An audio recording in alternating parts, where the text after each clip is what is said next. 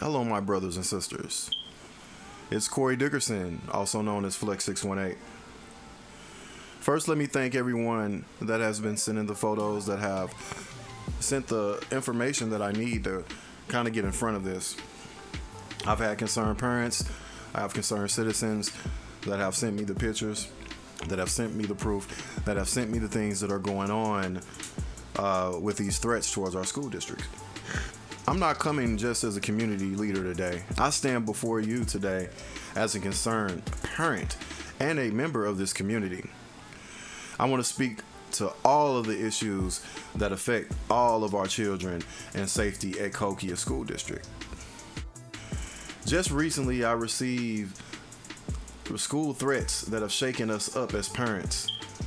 Many of us now are too afraid to send our children to school, and truancy is on the rise as a result.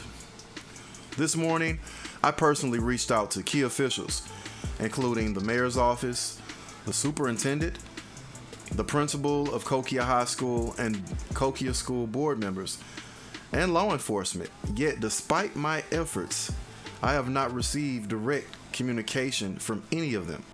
This lack of response and transparency is deeply concerning, especially when the safety of our children is on the line. I only was able to speak to the principal of Penniman School, and she took the initiative to get back at me in a timely fashion, and I'm going to speak on a little bit about what insight she provided. But first, we have to get into the line of this broken system. As parents, we are left in the dark, wondering what steps are being taken with our children. We cannot accept the silence as a solution. Communication is essential in times like this. We deserve clear answers and updates from those in power. I'm here today to demand transparency and accountability from our local leaders. We need to know what safety measures are being implemented and what will be done to address these threats. Our children's lives are too important for us to be ignored. It's time to step up. It's time for our leaders to step up, communicate openly, and show us that they are committed to keeping our schools safe. Now, I'm seeing that there is aggravation that is caused when we ask a staff member a question and they don't have the immediate answer. I know that may cause inconvenience on what you may be working on at that time. I understand that. I understand that at that point in time, you're going to have to get us in contact with someone else. And I see that the problem lies in when I call and I ask for specific help or try to get some answers, I get kind of shuffled around in between staff members and between voicemail boxes, because quite naturally, I guess you guys are understanding that they are just not answering the phones when you call them. And then the time it takes them to get back with you could be anywhere in between an hour or a day or even some cases a week. Sometimes you won't even get a call back at all. And see, this is where the lack of communication and transparency lies. There is no reason why I should be able to make a call to all of these entities and no one has answered their phone at all. What are you doing? You should already have steps in place to be able to inform people general information when they call you. And that's not being done here.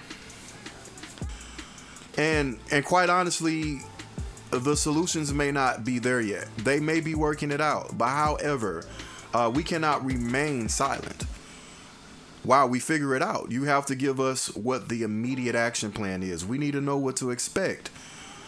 I mean, we can't be worried about the consequences of truancy when you guys haven't even put out what you're doing immediately. So when I said that I talked to the principal at Penniman School, she's a jewel. She did inform me that there is a letter that's going to come home with the students that did attend school today. And it's a communication for the board.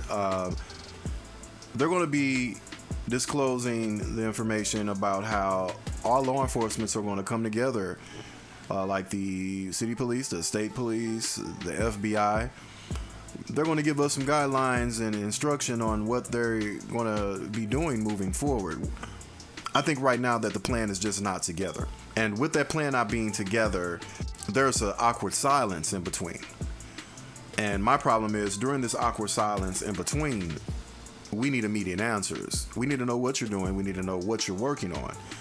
Even the method that this information is being done to broadcast, to send out, with letters of children that actually went to school, you're depending on the word of mouth. But see, while you're depending on that word of mouth, we're going to also need you to kind of take heed to the word of mouth, because I see these parents complaining about the same things in the same fashion, in the same way, and they're ignored. Just moving forward, when you have situations going on like this, general information needs to be available to the public.